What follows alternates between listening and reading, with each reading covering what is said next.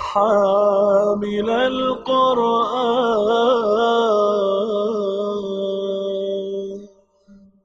اعوذ باللہ من الشیطان الرجیم. بسم اللہ الرحمن الرحیم. وَإِذْ غَدَوْتَ مِنْ أَهْلِكَ تُبَوِّئُ الْمُؤْمِنِينَ عَلَى الْمُؤْمِنِينَ مَقَاعِدَ لِلْقِتَالِ وَاللَّهُ سَمِيعٌ عَلِيمٌ. إِذْ هَمَّتْ طَائِفَتَانِ مِنْكُمْ أَنْ تَفْشَلَا وَاللَّهُ وَلِيُّهُمَا وَعَلَى اللَّهِ فَلْيَتَوَكَّلِ الْمُؤْمِنُونَ. ان آیات سے سورۃ آل عمران کے دوسرے ہاف کا جو دوسرا حصہ ہے اس کا آغاز ہو رہا ہے. اس کا پہلا ہاف جو تھا آپ کو یاد ہوگا، اس میں اصل رخ جو تھا وہ بنی اسرائیل کی طرف تھا، اور ان میں سے بھی بالخصوص نصارہ کی طرف، عیسائیوں کی طرف تھا، جہاں تفصیل کے ساتھ حضرت عیسیٰ علیہ السلام کا تعارف کروایا گیا اور حضرت عیسیٰ علیہ السلام کی پیدائش کو تفصیل کے ساتھ بیان کیا گیا، اس لیے کہ وہ ایک ایب نارمل پیدائش تھی. مقام و مرتبے کے اعتبار سے یقیناً حضرت ابراہیم علیہ السلام اور نبی اکرم صلی اللہ علیہ وسلم کا مقام بہت اونچا ہے، لیکن ان دونوں کی پیدائش کو بیان کرنے کی ضرورت اس لیے محسوس نہیں گئی کہ وہ ایک نارمل پیدائش تھی، جبکہ حضرت عیسیٰ علیہ السلام کی پیدائش ایک ایب نارمل پیدائش تھی. اور اس پیدائش کی وجہ سے، اور کیونکہ وہ ایک نارمل پیدائش تھی، لہذا اس کو تفصیل کے ساتھ بیان کیا گیا کہ اللہ تعالیٰ نے خاص کلمہ کن سے، یعنی اپنے حکم سے ہو گیا کے پروسیس سے گزار کر حضرت عیسیٰ علیہ السلام کی پیدائش کی، کہ انسان کی تخلیق کا جو نارمل عمل ہے، جو مذکر اور مؤنث، نر اور مادہ کے ملنے سے بنتا ہے، حضرت عیسیٰ علیہ السلام اس کے بالکل برعکس، یعنی بغیر جو میل سیگمنٹ ہے اس کی کنٹریبیوشن کے بغیر پیدا ہوئے. اور حضرت عیسیٰ علیہ السلام کی پیدائش کے تذکرے سے پہلے حضرت یحییٰ علیہ السلام کی پیدائش کا ذکر کیا گیا، جو ایک بوڑھی اور بانجھ ماں سے پیدا ہوئے. یعنی یہ دونوں جو ہیں وہ واقعات ایک دوسرے کے برعکس بھی ہیں اور ایک دوسرے سے سملر بھی ہیں. حضرت عیسیٰ علیہ السلام کی پیدائش سے قبل حضرت یحییٰ علیہ السلام کی پیدائش کا تذکرہ ہوا، جو ایک بانجھ ماں سے پیدا ہوئے. یعنی بانجھ ماں وہ ہے کہ جو اووم پروڈیوس نہیں کر سکتی، اور عام بچے کی پیدائش جو ہے وہ سپرم اور اووم کے ملنے سے بنتی ہے. تو حضرت یحییٰ کی پیدائش میں اووم نہیں ہے، اللہ تعالیٰ کے حکم سے پیدا ہو گیا، اور حضرت عیسیٰ علیہ السلام کی پیدائش میں سپرم نہیں ہے، اللہ تعالیٰ کے حکم سے بچہ پیدا ہو گیا. تو یہ دونوں جو ہیں، یہ دونوں مقامات پر قرآن مجید میں حضرت عیسیٰ علیہ السلام کی پیدائش کا تذکرہ سورہ آل عمران میں بھی ہے، سورہ مریم میں بھی ہے. اور دونوں مقامات پر حضرت عیسیٰ علیہ السلام کی پیدائش کا ذکر کرنے سے پہلے حضرت یحییٰ علیہ السلام کی پیدائش کا تذکرہ کیا گیا ہے، اور اس کی حکمت یہی سمجھ میں آتی ہے. اور سورہ آل عمران کا دوسرا ہاف جو تھا وہ مسلمانوں سے خطاب شروع ہوا. یا ایھا الذین آمنوا اتقوا اللہ حق تقاتہ، یا ایھا الذین آمنوا اتقوا اللہ حق تقاتہ ولا تموتن الا وانتم مسلمون. یہ خطاب تھا جو مسلمانوں سے شروع ہوا. اب اس کا پہلا حصہ جو تھا وہ مسلمانوں کی بنیادی ذمہ داریاں، اللہ سے ڈرو، قرآن مجید کو مضبوطی سے تھامو، اور امر بالمعروف اور نہی عن المنکر کا کام کرو. یعنی یہ مضامین تھے کہ جو اس سیکنڈ ہاف کے پہلے حصے میں آئے. اب جو ہے وہ یعنی سیکنڈ ہاف کا دوسرا سیگمنٹ شروع ہو رہا ہے، اور یہ تقریباً 6 رکوع ہیں کہ جو غزوہ احد سے بحث کرتے ہیں. غزوہ احد کو پہلے ذرا مارک کر لیجئے اپنے ذہنوں کے اندر کہ غزوہ احد جو ہے وہ کہاں ہے نبی اکرم صلی اللہ علیہ وسلم کی سیرت مطہرہ میں. ہم سب جانتے ہیں کہ 40 سال کی عمر میں نبی اکرم صلی اللہ علیہ وسلم پر وحی کا آغاز ہوا، اور آپ نے پہلے انفرادی سطح پر دعوت پہنچائی، اور پھر 3 سال کے بعد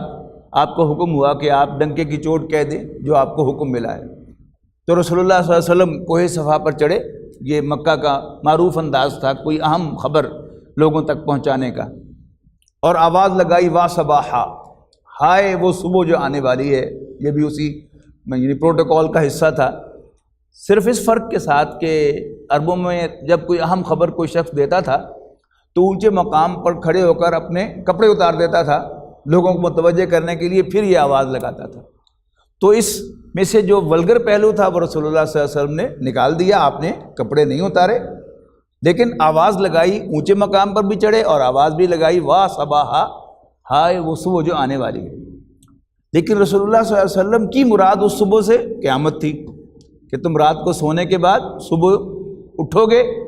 جیسے اٹھتے ہو ویسے ہی قیامت کے دن اس گہری نیند یعنی موت کے بعد بیدار کر دیے جاؤ گے۔ تو نبی اکرم صلی اللہ علیہ وسلم نے ڈنکے کی جوڑ دعوت دی اور اس سے مخالفت کا سر عام آغاز ہو گیا۔ سن 590 میں صحابہ کرام پر تشدد اس حد کو پہنچ گیا کہ اللہ تعالیٰ نے انہیں اجازت دے دی ہجرت کرنے کی، اور تقریباً 100 کے قریب صحابہ مکہ مکرمہ سے ہجرت کر کے حبشہ چلے گئے، جن میں رسول اللہ صلی اللہ علیہ وسلم کی ایک بیٹی اور ایک داماد یعنی حضرت عثمان رضی اللہ تعالیٰ عنہ بھی شامل تھے۔ حضرت رقیہ اور حضرت داماد یہ بھی حبشہ کی طرف ہجرت کرنے والوں میں شامل تھے۔ اس کے بعد سن 790 میں یعنی سن 790 کے آغاز میں جب پریشرائز کیا گیا ابو طالب کو بہت زیادہ کہ تم محمد کو صلی اللہ علیہ وسلم ڈس اون کرو، لیکن ابو طالب نے انکار کیا کہ میں اسے پروٹیکٹ کروں گا، یہ ہمارا بچہ ہے، ہمارے خاندان کا فرد ہے، ہم اسے تمہارے حوالے نہیں کر سکتے۔ تو قریش نے کہا اچھا پھر ہم تمہارے پورے خاندان کا بائیکاٹ کر دیں گے، اور 3 سال کا مقاطعہ کیا گیا، سوشل بائیکاٹ کیا گیا۔ بنو ہاشم کو ایک تنگ گھاٹی کے اندر، ادھر بھی اونچا پہاڑ ادھر بھی اونچا پہاڑ اور ادھر بھی پیرا ادھر بھی پیرا، اس کے اندر ان کو محصور کر دیا گیا، اور 3 سال تک بنو ہاشم محصور رہے۔ یہ شیب بنی ہاشم یا شیب ابی طالب کے نام سے یہ مقاطعہ مشہور ہے۔ ابو طالب جو کہ خاندان کے سربراہ تھے ان کے حوالے سے، اور چونکہ یہ خاندان بنو ہاشم تھا لہذا یہ 2 نسبتیں ہیں اس مقاطعے کی۔ وہاں سے باہر آتے ہی یعنی سن 1090 کے محرم میں واپسی ہوئی دوبارہ مکے میں، اور آتے ہی حضرت خدیجہ کا انتقال ہوا اور ابو طالب کا انتقال ہوا۔ یہ 2 بڑے صدمے تھے رسول اللہ صلی اللہ علیہ وسلم کے لیے، لہذا اس سال کو عام الحزن کہا جاتا ہے، غم کا سال، یعنی رسول اللہ صلی اللہ علیہ وسلم کے حوالے سے۔ پھر بنو ہاشم کا سربراہ ابو لہب بن گیا، اور اس نے آتے ہی 2 ہفتوں کے اندر اندر رسول اللہ صلی اللہ علیہ وسلم کو خاندان بنو ہاشم سے نکال دیا۔ اب نبی اکرم صلی اللہ علیہ وسلم کے پاس اور کوئی چارہ کار نہیں تھا کہ آپ کسی کی پناہ حاصل کرتے۔ مکے کے کچھ سرداروں کو رسول اللہ صلی اللہ علیہ وسلم نے کہا کہ مجھے پناہ دے دو، انہوں نے انکار کر دیا۔ تو طائف جو تھا یہ مکے کا ٹوین سٹی شمار ہوتا تھا، اگرچہ 40-50 کلومیٹر کا فاصلہ ہے، اس لیے کہ مکے کے بہت سے سرداروں کی جائیدادیں وہاں پر تھیں۔ تو وہاں 3 بھائی تھے جو نسبتاً شریف شمار ہوتے تھے۔ تو رسول اللہ صلی اللہ علیہ وسلم اس خیال سے کہ شاید وہ مجھے پناہ دے دیں وہاں گئے، لیکن انہوں نے نہ صرف یہ کہ پناہ نہیں دی بلکہ نبی اکرم صلی اللہ علیہ وسلم کو بڑے توہین آمیز انداز سے ٹریٹ کیا۔ ایک نے کہا ہاں اللہ تعالیٰ کے پاس تم یتیم کے سوا اور کوئی نہیں تھا کہ جس کو وہ نبی بنا کر بھیجتا، تم ہی رہ گئے تھے، وہ فلاں سردار، وہ فلاں سردار، وہ فلاں سردار۔ دوسرے نے کہا کہ میں تم سے بات نہیں کرنا چاہتا، اس لیے کہ میں بھی تم سچے نبی ہو، اور یہ بھی امکان ہے کہ تم جھوٹے ہو معاذ اللہ۔ اگر تم سچے ہو تو میں ڈرتا ہوں کہ میں کہیں تمہاری توہین نہ کر بیٹھوں، اور اگر تم جھوٹے ہو تو یہ میری شان کے خلاف ہے کہ میں معاذ اللہ ایک جھوٹے آدمی سے کلام کروں۔ اور تیسرے بھائی نے دھکے دے کے نکالا اور لڑکوں کو کہا کہ ذرا اس کو پتھر مارو، اور انہوں نے نبی اکرم صلی اللہ علیہ وسلم کی پنڈلی کو نشانہ بنا کر آپ پر پتھر پھینکے۔ اور آپ کو معلوم ہے کہ پنڈلی جو ہے یہ جسم کا اس اعتبار سے بہت سینسٹیو حصہ ہے کہ گھر میں چلتے ہوئے فرنیچر کے ساتھ ذرا ایک کونا جو ہے فرنیچر کا آپ کی پنڈلی سے ٹچ ہو جائے تو جان نکل جاتی ہے انسان کی۔ اور وہاں پتھروں کی بارش کی گئی نبی اکرم صلی اللہ علیہ وسلم پر، تو نتیجہ کیا نکلا کہ درد سے، تکلیف سے پلس خون بہہ جانے سے آپ پر غشی طاری ہوئی۔ آپ بیٹھے تو 2 نوجوان آئے، انہوں نے بغلوں میں ہاتھ دے کے کھڑا کیا اور کہا جانی بیٹھو چلو۔ تو نبی اکرم صلی اللہ علیہ وسلم کے خادم جو اس وقت ساتھ تھے وہ آپ کو لے کر ایک باغ میں آئے. وہ باغ عتبہ بن ربیعہ کا تھا. وہاں آپ کو ذرا ہوش آیا ہے تو آپ نے وہ مشہور مناجات کی ہے کہ اللہم الیک اشکو ضعف قوتی وقلۃ حیلتی وہوانی علی الناس، کہ اللہ میں تو سے شکوہ کرتا ہوں وسائل کی کمی، قوت کی کمزوری اور لوگوں کے حوالے کیے جانے کا. اس لیے کہ رسول اللہ صلی اللہ علیہ وسلم سے بڑھ کر کس کو یقین ہوگا کہ اللہ تعالیٰ کی پرمیشن سے یہ سب کچھ ہوا ہے. اس لیے کہ اللہ تعالیٰ کی اجازت کے بغیر تو تنکا بھی حرکت نہیں کرتا. یعنی مانتے تو ہم بھی ہیں لیکن ہمارا یقین نہیں ہے. تو رسول اللہ صلی اللہ علیہ وسلم کو چونکہ یقین تھا کہ یہ سب کچھ جو ہوا ہے یہ اللہ تعالیٰ کی اجازت سے ہوا ہے. اور یہ بات جو ہے یہ بڑی اہم بات ہے، بڑی اہم بات ہے. توکل جب انسان میں جس قدر پیدا ہوتا ہے اس قدر انسان کا جو فکر ہے وہ ختم ہو جاتا ہے. کچھ نہیں ہوتا اللہ کے کیے کے بغیر. اور آپ سیرت النبی کو دیکھیں یا حضرت یوسف علیہ السلام کی سوانح حیات کو دیکھیں تو اللہ تعالیٰ نے حضرت یوسف علیہ السلام کو جس مقام پر پہنچایا اس مقام تک پہنچانے کے وہ جو سنگ ہائے میل تھے ان کو آپ نوٹ کریں کہ وہی کے جو سیٹ بیکس ہیں بظاہر حضرت عیسیٰ علیہ السلام کی حیات طیبہ میں، وہی اصل میں وہ سیڑھی کے سٹیپ تھے کہ جو ان کو اوپر اٹھا رہے تھے. اگر ان کے بھائیوں نے کنویں میں نہ پھینک دے تو کیا فلسطین کا ایک بچہ وہ مصر کا بڑا وزیر بن سکتا تھا؟ تو کیا تھا؟ یعنی اللہ تعالیٰ کے ایک طرف سے یہ سٹیپس تھے کہ جن کے ذریعے سے اللہ تعالیٰ ان کو اٹھا رہا تھا. پہلے کنویں میں پھینکوایا اور فلسطین کی چھوٹی سی بستی سے نکال کر ان کو مصر پہنچا دیا اور پھر مصر میں ایک بہت بڑے وزیر کا غلام بنا دیا. اب وہاں جو واقعہ پیش آیا حضرت یوسف علیہ السلام کے ساتھ بظاہر جو ہے بڑا ہمدردی والا واقعہ ہے کہ ہم سنتے ہیں تو ہمیں خیال آتا ہے کہ وہ بڑی زیادتی ہوئی حضرت یوسف علیہ السلام کے ساتھ. اتنے نیک آدمی تھے، اتنے شریف آدمی تھے، لیکن وہ خاتون جو تھی وہ ان پر عاشق ہو گئی اور اس نے ان پر الزام لگایا جس کے نتیجے میں آپ جیل چلے گئے. اب غور سب کیجئے کہ اللہ تعالیٰ نے ان کو جیل میں بھیجا کیوں؟ یہ پھر وہ سیڑھی کا سٹیپ تھا کہ اللہ تعالیٰ انہیں پہلے وہ وزیر کے گھر میں تھے اور اب اسے اللہ تعالیٰ جو ہے وہ بادشاہ کے پاس پہنچانا چاہتا تھا، بادشاہ کا محسن بنا کر، غلام بنا کر نہیں. ٹھیک ہے نا؟ تو اللہ تعالیٰ کے یہ سارے سٹیپس ہیں. تو اس کو اس پہلو سے آپ دیکھیں کہ رسول اللہ صلی اللہ علیہ وسلم کو یقین تھا کہ یہ جو کچھ ہوا ہے یہ اللہ تعالیٰ ہی کے حکم سے ہوا ہے. لہذا شکوہ طائف والوں سے نہیں کیا، آپ نے شکوہ کیا اپنے رب سے کہ یا اللہ تو نے مجھے کام بہت بڑا دے دیا لیکن اکارڈنگلی مجھے وسائل نہیں دیے. یعنی ضعف قوتی، قوت کی کمزوری، وقلت حیلتی اور وسائل کی کمی، وحوانی علی الناس اور لوگوں کے حوالے کیے جانے کا. اس لیے کہ اگر اللہ تعالیٰ نبی اکرم صلی اللہ علیہ وسلم کو وہاں پر بچانا چاہتا ان پتھروں سے تو کیا کوئی پتھر حضور صلی اللہ علیہ وسلم کو مار سکتا تھا؟ آگے نہیں مار سکتا. اب وہاں سے جب واپس آئے ہیں رسول اللہ صلی اللہ علیہ وسلم تو جلد ہی پھر اللہ تعالیٰ نے معراج کرائی ہے اور آپ کو تسلی دی ہے کہ میں تمہارے ساتھ ہوں. جس کے لیے میں وہ انداز اختیار کیا کرتا ہوں بلا تشبیہ کہ جیسے کوئی بچہ روتا ہوا باہر سے پٹ کر آئے اور اس کی ماں صرف کہہ دے میرا چاند یوں ہاتھ پھیلا کے تو بچے کے آنسو وہیں سوکھ جاتے ہیں اور وہ یوں صاف کرنے لگتا ہے. تو نبی اکرم صلی اللہ علیہ وسلم کی چونکہ زبان پر وہ شکوہ آیا تھا تو اللہ تعالیٰ نے بلا کر نبی اکرم صلی اللہ علیہ وسلم کو احساس دلایا کہ گھبرا مت، میں تیرے ساتھ ہوں.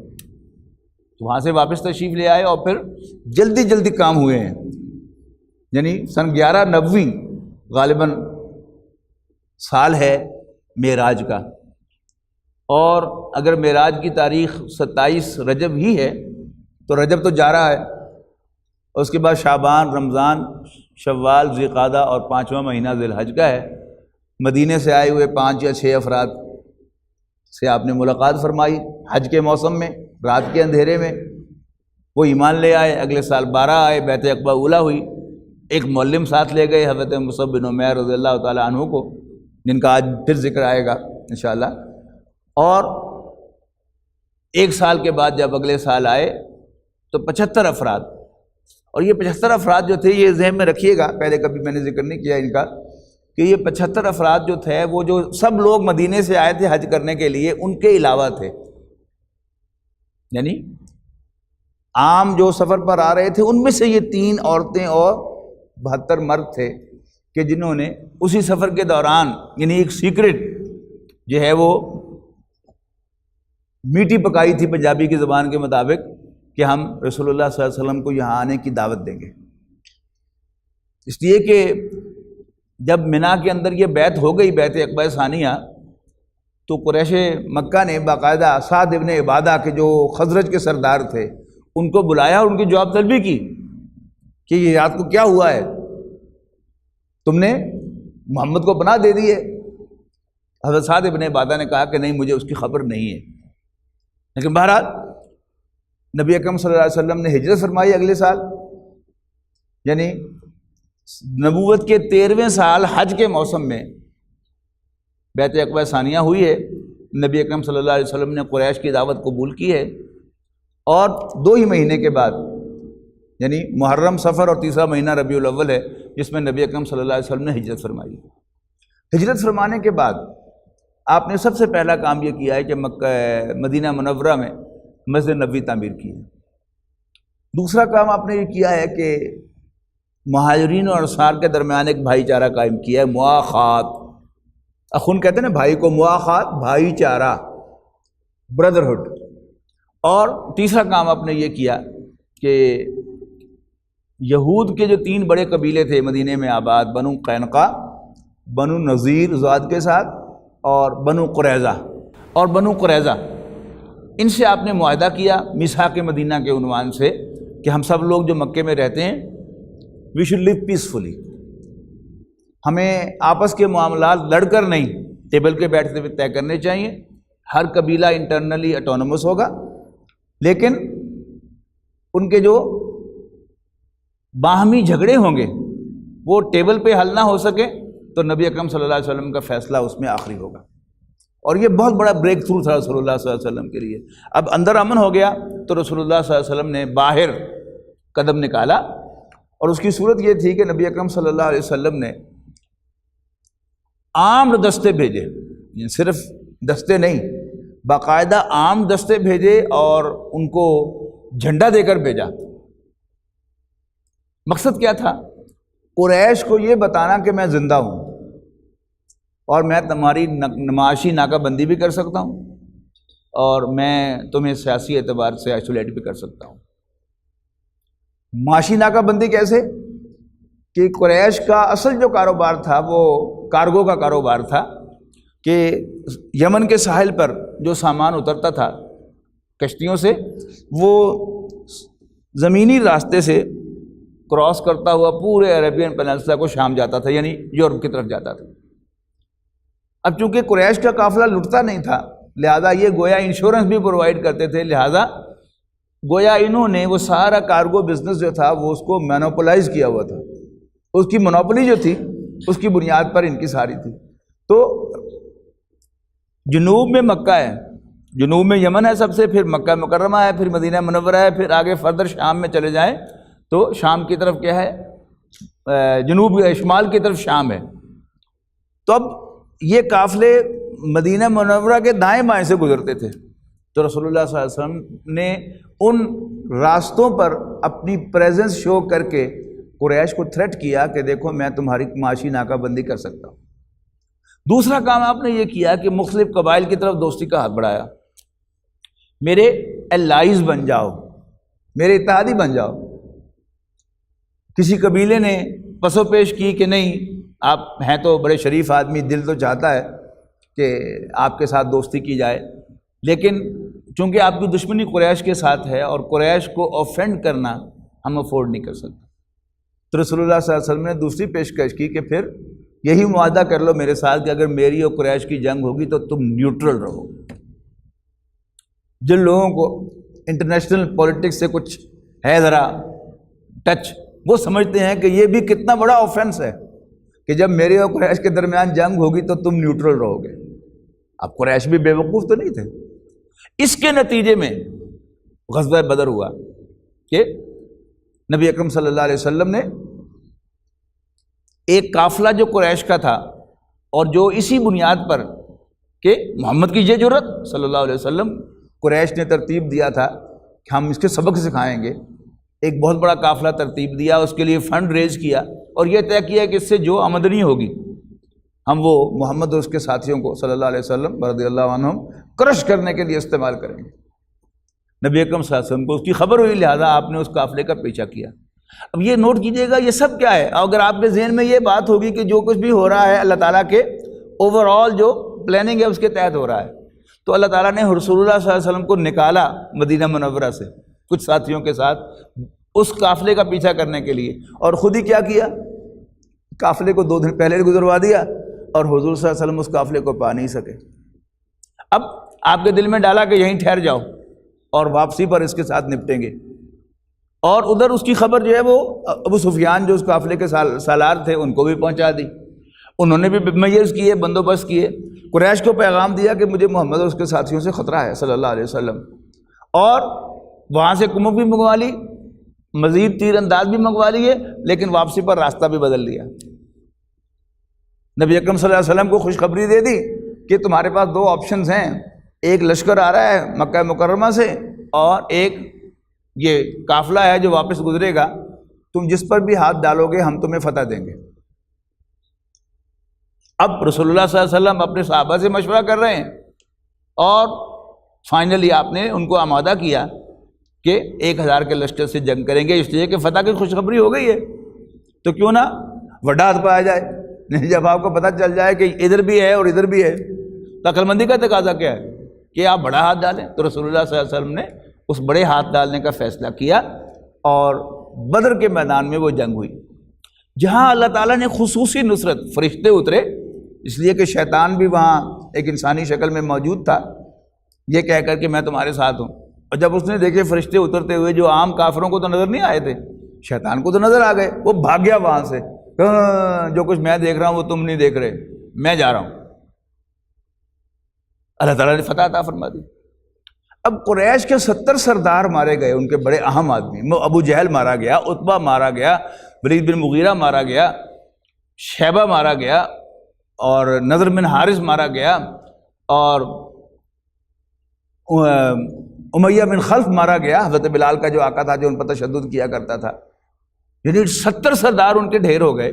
اب ان کے اندر جو انتقام کی آگ تھی وہ بھڑک رہی تھی، لہذا اب سرداری جو تھی قریش کی یہ ابو سفیان کے پاس آ گئی تھی، سارے بڑے بڑے سردار تو مارے گئے۔ تو ابو سفیان نے بڑی ہمت کر کے اور بڑی زوردار تیاری کر کے ایک ہی سال کے اندر 3000 کا لشکر تیار کیا نبی اکرم صلی اللہ علیہ وسلم اور مدینہ منورہ پر چڑھائی کرنے کے لیے۔ رسول اللہ صلی اللہ علیہ وسلم کو اس کی خبر ہوئی اور آپ نے صحابہ سے مشورہ کیا، جیسا کہ آپ کا دستور تھا، آپ کا معمول تھا کہ آپ ہر کام کے لیے مشورہ کیا کرتے تھے، اور آپ نے اس کی تلقین بھی فرمائی ہے۔ آپ نے فرمایا کہ ہر اہم کام کے لیے مشورہ ضرور کیا کرو، خواہ ایک ہی مسلمان سے کرو، اور ساتھ ہی فرمایا دیکھو میں بھی مشورہ ضرور کرتا ہوں، خاص صرف ابو بکر اور عمر ہی سے کروں، اگر کسی معاملے میں یہ دونوں متفق ہو جائیں تو پھر میں کسی تیسرے سے نہیں بھی پوچھتا۔ یہ رسول اللہ صلی اللہ علیہ وسلم کا وہ حد درجے کا اعتماد ہے شیخین پر، حضرت ابوبکر اور حضرت عمر رضی اللہ تعالیٰ عنہما پر۔ بہرحال آپ نے مشورہ فرمایا، آپ کی رائے ذاتی جو تھی وہ یہ تھی کہ ہمیں اندر رہ کر دفاع کرنا چاہیے چونکہ ہماری تعداد کم ہے، یعنی 10 ب10 لڑائی میں ہمارا فگر کم ہوگا، تو آپ کا خیال ہوگا کہ اندر رہ کر اوپر سے بچے اور عورتیں پتھر برسائیں گے اور نیچے سے 10 لڑائی ہوگی تو آسانی ہوگی۔ لیکن ادھر سے عبداللہ ابن ابی جو منافقوں کا سردار تھا اس کی بھی رائے یہ تھی کہ ہم چونکہ سنز آف دا سوائل ہیں، خزرجی تھا وہ سردار، اور ہمیں معلوم ہے کہ جب بھی ہم اندر رہ کر لڑے ہیں ہم نے فتح پائی، اور جب بھی باہر جا کر لڑے ہیں ہم نے شکست کھائی، لہذا اندر ہی لے کر لڑنا چاہیے۔ لیکن نوجوان صحابہ، خاص طور پر وہ صحابہ جو بدر میں شریک نہیں ہوئے تھے اور بدریین کے سارے گناہ اللہ تعالیٰ نے معاف کر دیے اگلے پچھلے، اور ان کے لیے تعریفی کلمات اتنے اللہ اور اس کے رسول صلی اللہ علیہ وسلم کی زبان پر آئے کہ ان کے منہ میں مسیح رال ٹپک رہی تھی کہ ہم بھی یہ مقام و مرتبہ حاصل کریں، لہذا انہوں نے بڑے جوش و خروش کا مظاہرہ کیا کہ ہم باہر جا کر لڑنا چاہتے ہیں، ہمارا تو مقصد ہی شہادت حاصل کرنا ہے، تعداد کم ہے تو کیا ہے؟ لہذا نبی اکرم صلی اللہ علیہ وسلم نے بھی باہر نکل کر جا کے لڑنے کا فیصلہ فرمایا، اور آپ احد کے میدان میں پہلے پہنچے، اور آپ نے اپنی پشت پر بڑے پہاڑ کو رکھا، اور یہ بڑی اہم اسٹریٹجک موو تھی رسول اللہ صلی اللہ علیہ وسلم کی، اور اس پہاڑ کے بعد ایک درہ تھا کہ جس میں سے گزر کر حملہ کیا جا سکتا تھا، اور نبی اکرم صلی اللہ علیہ وسلم نے، ایک اچھا کمانڈر جو ہوتا ہے وہ ہمیشہ آل اراؤنڈ دیکھتا ہے اور اندازہ لگاتا ہے کہ یہاں سے خطرہ ہو سکتا ہے، یہاں سے خطرہ ہو سکتا ہے، یہ ڈینجرس پوائنٹ ہے، اور اس کو کور کرتا ہے۔ تو رسول اللہ صلی اللہ علیہ وسلم نے اس پوائنٹ کو کور کرنے کے لیے جو چھوٹی پہاڑی تھی اس کے اوپر 50 تیر انداز کھڑے کیے، حضرت عبداللہ بن جبیر رضی اللہ تعالیٰ عنہ کی قیادت میں ان کو امیر بنایا، اور ان کو یعنی 49 آدمی دیے کہ جو ان کے کمانڈ میں تھے تیر انداز، اور کہا کہ تم یہاں سے نہ ہلنا، خواہ تم دیکھو کہ ہمیں شکست ہو گئی ہے، ہم سب کے سب شہید ہو گئے ہیں، اور پرندے ہماری بوٹیاں نوچ رہے ہیں۔ اب اللہ تعالیٰ کی مدد آئی، اور پہلے ہی حملے میں قریش کو شکست فاش ہو گئی، ان کے پاؤں اکھڑ گئے، اور حضرت ابو سفیان رضی اللہ تعالیٰ عنہ نے بعد میں ایمان لائے، اس لیے ہماری زبان پر ان کا نام ادب سے آتا ہے، لیکن اس وقت تو یاد رکھیے کہ قریش کے سردار تھے، انہوں نے بھی بڑی پکی پلاننگ کی ہوئی تھی کہ وہ عورتوں اور بچوں کو بھی ساتھ لے کے آئے تھے، یعنی لوگوں کی غیرت بھی ساتھ ہو کہ اگر ہم ہار گئے تو ہماری عورتیں جو ہیں وہ بھی لونڈیاں بن جائیں گی، اور ہمارے بچے جو ہیں وہ بھی غلام بن جائیں گے، اور یہ بھی مقصد تھا کہ عورتیں جو ہیں ان کو غیرت دلائیں مردوں کو جب وہ بھاگنے لگیں تو۔ لیکن اس کے باوجود پہلے ہی حملے میں ان کے پاؤں اکھڑ گئے، اور وہ میدان چھوڑ کر بھاگ گئے، اور مسلمانوں نے مال غنیمت جمع کرنا شروع کر دیا۔ اچھا، ابو سفیان نے ایک اور بندوبست بھی کیا ہوا تھا کہ وہی وہ درہ جس کو رسول اللہ صلی اللہ علیہ وسلم نے نوٹ کیا تھا، خالد ابن ولید جو بعد میں ایمان لائے، اس وقت وہ بھی قریش کی طرف سے لڑ رہے تھے، یہ بڑے ماہر جنگجو تھے، بڑے ماہر سپہ سالار تھے، جنہوں نے بعد میں رسول اللہ صلی اللہ علیہ وسلم سے سیف من سیوف اللہ کا خطاب پایا، اللہ کی تلواروں میں سے ایک تلوار۔ وہ بھی ایک علیحدہ جگہ پر کھڑے ہوئے تھے گھڑ سواروں کا دستہ لے کر، یعنی 200 گھڑ سوار تھے ان کے پاس، یعنی جنگ جو ہو رہی تھی وہ انفینٹری کی ہو رہی تھی، اور یہ ایک علیحدہ دستہ تھا جو مدد کے لیے تھا۔ اب جب فتح ہو گئی اور مسلمانوں نے مال غنیمت جمع کرنا شروع کر دیا، اوپر جو تیر انداز کھڑے تھے انہوں نے اپنے کمانڈر سے کہا کہ جی بس اب چلیں، انہوں نے کہا نہیں، انہوں نے کہا اللہ کے رسول نے کہا تھا کہ اگر شکست ہو جائے تو تمہیں یہاں سے نہ ہلنا، اب تو فتح ہو گئی ہے اور جنگ ہی ختم ہو گئی ہے، تو یہاں ٹھہرنے کا تک کیا ہے؟ یہ عام طور پر ہوتا ہے کہ جو سبارڈینیٹ کمانڈر ہوتا ہے، سبارڈینیٹ آفیسر ہوتا ہے، تو چھوٹے جو ہیں وہ اسے کہتے ہیں تو ہمیں چودھری بنا پھرنا۔ اللہ کے رسول نے تو یہ کہا تھا، یعنی جو پرائیویٹ آرگنائزیشن میں کیا ہوگا کہ کوئی کسی مینیجر کو اس کے سبارڈینیٹ سے کہیں گے میاں صاحب میں طے کیا سی تو ہمیں چودھری بنیا ہے۔ اس طرح کی سچویشن وہاں پر پیدا ہوئی، اور 35 افراد یعنی 50 میں سے رسول اللہ صلی اللہ علیہ وسلم کے اس حکم کی اپنی ایک تعویل کر کے نیچے اتر آئے، جبکہ ان کے کمانڈر انہیں کہتے رہے، حضرت عبداللہ بن جبیر رضی اللہ تعالیٰ عنہ، کہ اللہ کے رسول کا مقصد یہ تھا کہ what ever is the case تم یہاں سے نہ ہلنا، لیکن بہرحال 35 افراد نیچے آ گئے۔ اب خالد ابن ولید نے نوٹ کیا کہ اب وہ ان 50 میں سے 15 رہ گئے ہیں صرف، اور 15 کو ڈیل کرنا مشکل نہیں ہے۔ نیچے سے اگر 200 تیر انداز ہوں جو گھڑ سواری کرتے ہوئے تیر مارتے ہوئے چلے جا رہے ہیں، اوپر صرف 15 ہوں، تو پھر ظاہر ہے کہ یہ 200 جو ہے وہ غالب آ جانے والے تھے، وہ 15 جو ہے وہ ان میں سے 14 شہید ہو گئے، ایک صرف بچ کر نیچے آئے کہ جنہوں نے آ کر بعد میں ساری خبر جو ہے بتائی، اور پیچھے سے حملہ کر دیا، جبکہ مسلمان ریلیکس ہو چکے تھے اور وہ سمجھ رہے تھے کہ جنگ ختم ہو گئی، مال غنیمت جمع کر رہے تھے۔ ایسی بھگدڑ مچی کہ 70 صحابہ شہید ہو گئے۔ خود نبی اکرم صلی اللہ علیہ وسلم کو پر تلوار کا ایک وار ہوا، اور آپ کی رخسار کی یہ ہڈی جو ہے یہ ٹوٹ گئی، آپ کے 2 دندان مبارک شہید ہو گئے، اور خون کا فوارہ چھوٹا چہرہ مبارک سے، اور آپ کا پورا چہرہ جو ہے لہو لہان ہو گیا، اور آپ غش کھا کے گر گئے، ظاہر بلیڈنگ ہوئی اور آپ گر گئے، اور یہ خبر مشہور ہو گئی کہ رسول اللہ صلی اللہ علیہ وسلم کا وصال ہو گیا۔ اب اس ساری سچویشن کو آپ ذہن میں رکھیں، یہ آیات پڑھیں گے تو بڑی آسانی سے وہ آیات سمجھ میں آ جاتی ہیں۔ سوری ایک بات رہ گئی، عبداللہ ابن ابی جب اس نے نبی اکرم صلی اللہ علیہ وسلم کا فیصلہ سنا کہ ہم باہر جا کے جنگ کریں گے، تو اس نے بڑبڑانا شروع کر دیا کہ پتہ وتہ ہے کچھ نہیں، آ گئے ہیں اٹھ کے مکے سے اور خودکشی کرنے جا رہے ہیں۔ بتایا بھی تھا میں نے کہ جب بھی ہم نے باہر جا کر لڑائی کی ہے تو ہم نے فتح شکست کھائی ہے، تو ہم تو بھائی خودکشی کرنے کو تیار نہیں۔ اور ایسے انداز سے لابنگ کی کہ 300 افراد اس کے کہنے پر گھر سے نکل کر، یعنی راستے سے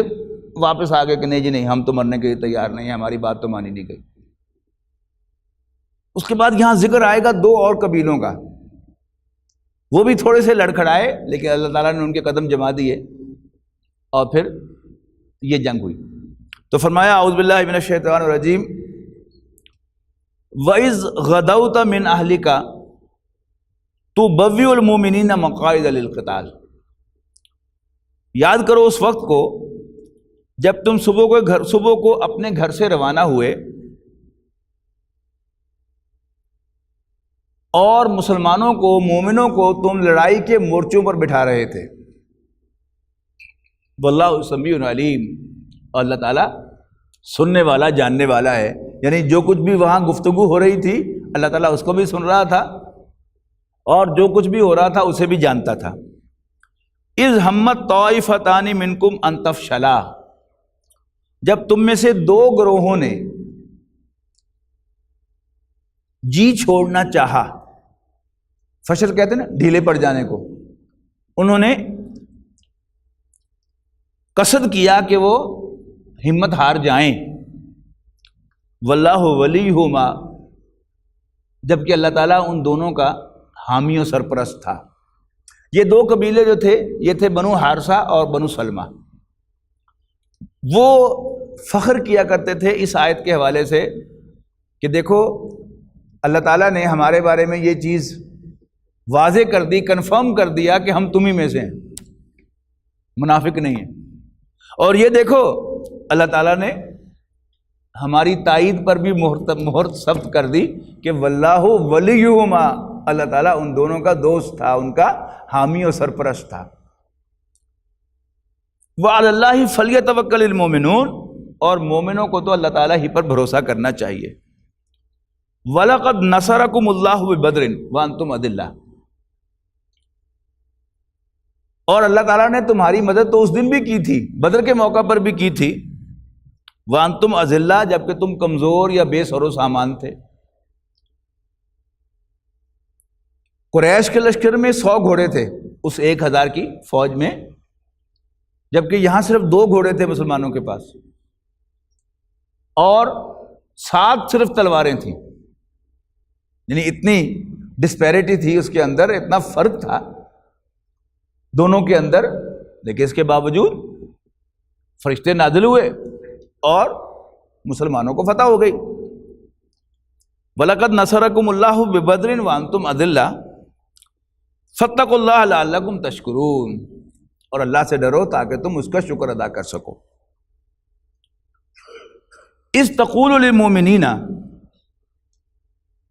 اب یہ غزوہ بدر احد کے موقع پر رسول اللہ صلی اللہ علیہ وسلم،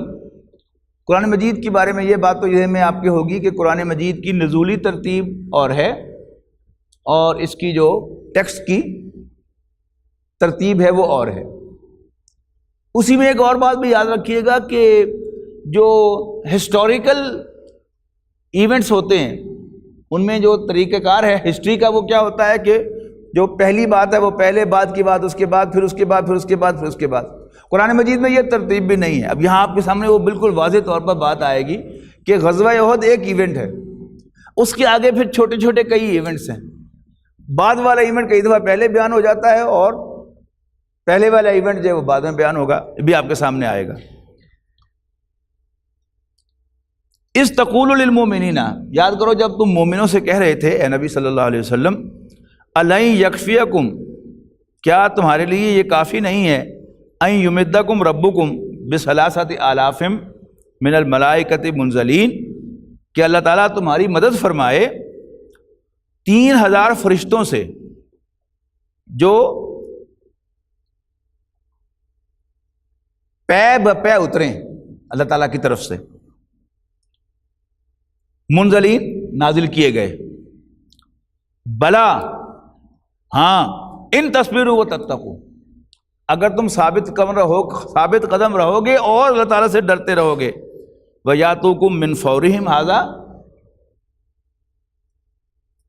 يُمْدِدْكُمْ رَبُّكُم بِخَمْسَةِ آلَافٍ مِّنَ الْمَلَائِكَةِ مُصَوِّمِينَ، اور کافر تم پر آئیں گے جوش کے ساتھ دفعتاً حملہ کرتے ہوئے، تو تمہارا رب 5000 فرشتوں سے جو نشان زدہ ہوں گے، یعنی نشان زدہ سے مراد کیا ہے؟ یہ اصل لفظ آتا ہے گھوڑوں کے لیے، برینڈڈ ہارسز، یعنی کچھ گھوڑے ہوتے ہیں کہ جو مجرد سواری کے لیے ہوتے ہیں، اور کچھ گھوڑے وہ ہیں کہ جو لڑائی کے لیے ہوتے ہیں، تیز رفتار بھی ہوتے ہیں اور وہ چوکس بھی ہوتے ہیں، ہر اعتبار سے ٹرینڈ کیے گئے ہوتے۔ تو فرشتوں کو بھی نشان زدہ کہا کہ اللہ تعالیٰ جو ہے ان کو برانڈڈ فرشتے ہوں گے جو ایکسپرٹ ہوں گے تمہاری طرف سے کافروں کے ساتھ لڑنے کے لیے۔ بلا ان تصبروا وتتقوا ویاتوکم من فورہم ھذا، اور اگر تم ثابت قدم رہو گے اور اللہ سے ڈرتے رہو گے، جبکہ کافر تم پر دفعتاً حملہ کر دیں گے، یمددکم ربکم بخمسۃ آلاف، تمہارا رب تمہاری مدد فرمائے گا 3000 فرشتوں سے مصومین کے جو نشان زدہ ہوں گے۔ وما جعلہ اللہ الا بشرا لکم، اور اس مدد کو اللہ تعالیٰ نے نہیں بنایا مگر تمہارے لیے ذریعہ بشارت، خوشخبری، وَلِتَطْمَئِنَّ قُلُوبُكُمْ بِهِ،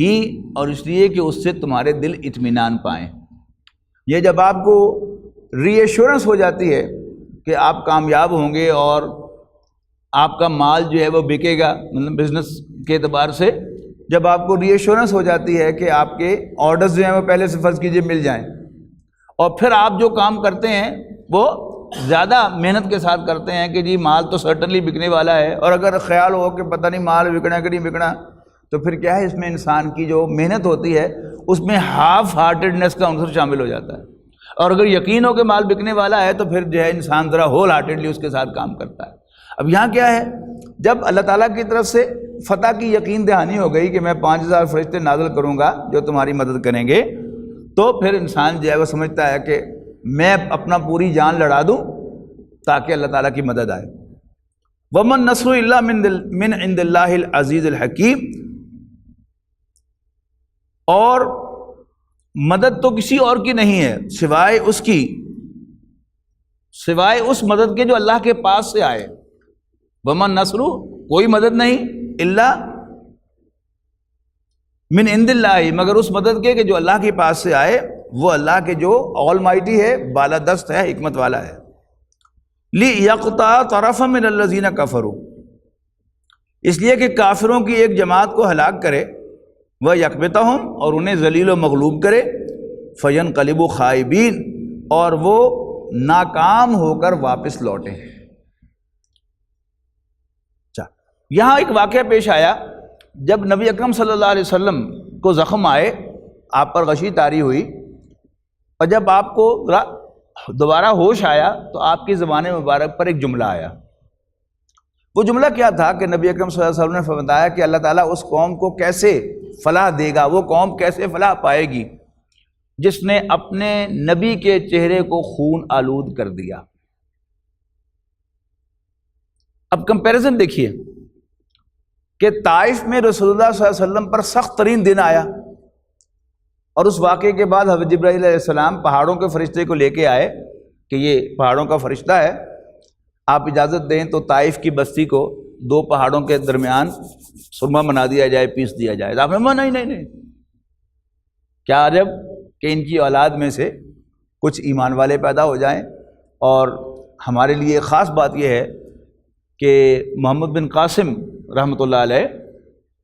جو ہندوستان میں اسلام کو متعارف کرانے والے ہیں، وہ اسی بنو ثقیف سے تھے، وہ قبیلہ کے جو طائف کے اندر آباد تھا۔ لیکن اس موقع پر ایسا کوئی معاملہ ہوا کہ رسول اللہ صلی اللہ علیہ وسلم کی زبان پر یہ جملہ آ گیا، لیکن اللہ تعالیٰ کو یہ جملہ بھی پسند نہیں آیا۔ دیکھیے میں اور آپ ہم کیا کچھ کہتے رہتے ہیں، لیکن اللہ تعالیٰ اس کا کوئی نوٹس نہیں لیتا۔ اگر اللہ تعالیٰ نوٹس لے تو شاید ہماری خوب کھنچائی ہو، لیکن اللہ کے نبی کی زبان پر صرف ایک جملہ آیا ہے جو اللہ کو پسند نہیں، فوراً قرآن مجید میں اس کے بارے میں فرما دیا گیا کہ لیس لک من الامر شیء، کسی معاملے میں تمہارا کوئی اختیار نہیں ہے۔ یعنی وہ بات کہ جو طائف میں کہی تھی، یہاں تم نے وہ کیوں نہیں کہی؟ او یتوب علیہم او یعذبہم، یہ کیا جب کہ اللہ تعالیٰ ان کی توبہ قبول کر لے یا اللہ تعالیٰ ان کو سزا دے، یہ اللہ تعالیٰ کا کام ہے۔ تمہارا کام ہے کہ تم میرا پیغام لے کر ہر شخص تک پہنچاتے رہو۔ اب کسی کے انکار پر اللہ تعالیٰ نے اس کو اور موقع دینا ہے یا اللہ تعالیٰ نے ان کو سزا دینی ہے، یہ اللہ تعالیٰ کا کام ہے، تم اسی پر چھوڑ دو اور خود اس میں کوئی دخل اندازی نہ کرو۔ فَإِنَّهُمْ ظَالِمُونَ، اس میں کوئی شک نہیں کہ وہ ظالم ہیں، انہوں نے ظلم کیا ہے، لیکن ظلم کی سزا اب دینی ہے، سال کے بعد دینی ہے،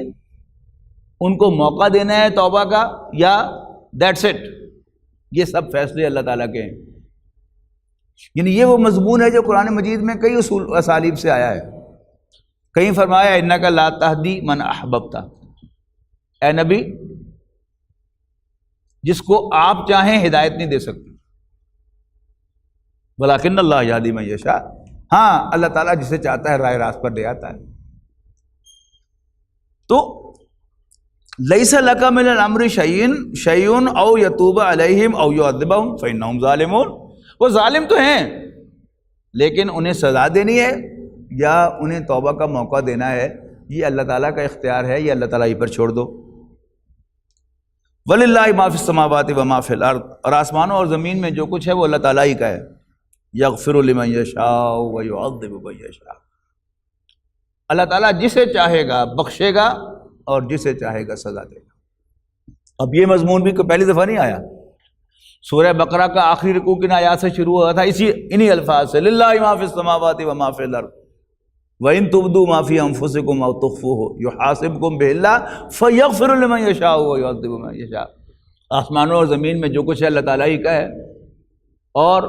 جو کچھ تمہارے دلوں میں ہے تم اس کو ظاہر کرو یا چھپاؤ، اللہ تعالیٰ تم سے اس کا حساب لے گا، پھر جس کو چاہے گا بخش دے گا، جس کو چاہے گا سزا دے گا۔ یہاں بھی وہی بات فرمائی کہ للہ ما فی السماوات وما فی الارض، آسمانوں اور زمین میں جو کچھ ہے اللہ تعالیٰ ہی کا ہے۔ یغفر لمن یشاء، وہ جسے چاہے گا بخشے گا، ویعذب من یشاء، اور جسے چاہے گا سزا دے گا۔ مغفرت جو ہے یاد رکھیے گا، یہ حق نہیں ہوتا کسی مجرم کا۔ ایک شخص نے جرم کیا ہے، اس کا حق نہیں ہے کہ اس کو بخشا جائے، ہاں اس پر مہربانی ہو جائے تو معافی مل سکتی ہے، ورنہ جرم کی سزا جو ہے وہ حق کیا ہے، سزا دی جائے، اور مہربانی کیا ہے، سزا کو معاف کر دیا جائے، یا اس کے گناہوں کو بخش دیا جائے، اس کی توبہ قبول کر لی جائے۔ تو یہ اختیار توبہ کا قبول کرنا یا سزا دینا، کچھ اور ٹائم دینا یا عذاب بھیجنا، یہ فیصلہ بھی اللہ تعالیٰ کا ہے، اور وہی اس فیصلے کو ایگزیکیوٹ بھی کرتا ہے۔ اے نبی آپ کا یہ کام نہیں ہے، ہمارے فیصلے ہمارے کام ہم پر چھوڑو، اور ہم نے تمہارے ذمے جو کام لگایا ہے صلی اللہ علیہ وسلم تم وہ کام کرو۔ اس میں پھر وہی بات جو ہے وہ ذہن میں رکھیے گا کہ قرآن مجید اللہ تعالیٰ کا کلام ہے۔ میں نے کئی دفعہ عرض کیا ہے، پھر یاد کرا رہا ہوں کہ جب پوتے کے سامنے دادا باپ کو ڈانٹ دیتا ہے تو پوتے کو بڑا آکورڈ لگتا ہے کہ لو جی میرے باپ کو ڈانٹ پڑ رہی، لیکن دادا کے لیے کیا ہوتا ہے، وہ بیٹا ہوتا ہے اس کا۔ تو جب نبی اکرم صلی اللہ علیہ وسلم کو قرآن مجید میں کوئی ذرا روکا جاتا ہے، ٹوکا جاتا ہے، تو ہمیں ذرا عجیب لگتا ہے، اس لیے کہ ہم رسول اللہ صلی اللہ علیہ وسلم کے امتی ہیں، ہم زمین پر ہیں تو وہ اللہ کے رسول آسمان پر ہیں۔ دیکھیں اللہ تعالیٰ کے لیے کیا ہیں؟ اسی کے بندے ہیں، اسی کی مخلوق ہیں۔ تو اللہ تعالیٰ خود نبی اکرم صلی اللہ علیہ وسلم کا مربی بھی ہے، یعنی تعدیبی کارروائی جسے کہتے ہیں نا، اس کا مطلب کیا ہوتا ہے؟ تعدیب کہتے ہیں ادب سکھانے کو۔ تعدیبی کارروائی وہ کارروائی کی جو کسی کو مینڈ کرنے کے لیے یا درست کرنے کے لیے کی جاتی ہے، اسے تعدیبی کارروائی کہتے ہیں۔ اور ہر استاد جو ہے وہ اپنے بچے کی سرزنش کرتا ہے، ہر والد جو ہے وہ بچوں کو سمجھانے کے لیے، اپنے بچے کو سمجھانے کے لیے پیار بھی کرتا ہے، ڈانٹتا بھی ہے، غلطی پر ٹوکتا بھی ہے۔ تو اللہ تعالیٰ کا مربی، اللہ تعالیٰ رسول اللہ صلی اللہ علیہ وسلم کا خالق بھی تھا، مالک بھی تھا، مربی بھی تھا۔ تو اس کو چھٹی نہ ہوئی جس نے سبق یاد کیا، اپنے خاص بندوں کو اللہ تعالیٰ جو ہے ایک زبان سے چھوٹا سا جملہ بھی نکل جائے جو اللہ کو پسند نہ ہو، اللہ تعالیٰ اپنے خاص بندوں کو اس پر بھی ٹوکتا ہے اور مجھے آپ کو کہتا جاؤ دفع ہو جاؤ۔ تو واضح کر دیا کہ آسمانوں اور زمین کی ہر چیز اللہ کی ہے، وہ جسے چاہے گا بخشے گا اور جسے چاہے گا سزا دے گا۔ واللہ غفور الرحیم، اور اللہ تعالیٰ بخشنے والا مہربان ہے۔ بارک اللہ لی و لکم فی القرآن العظیم ونفعنی وإیاکم بالآیات والذکر الحکیم۔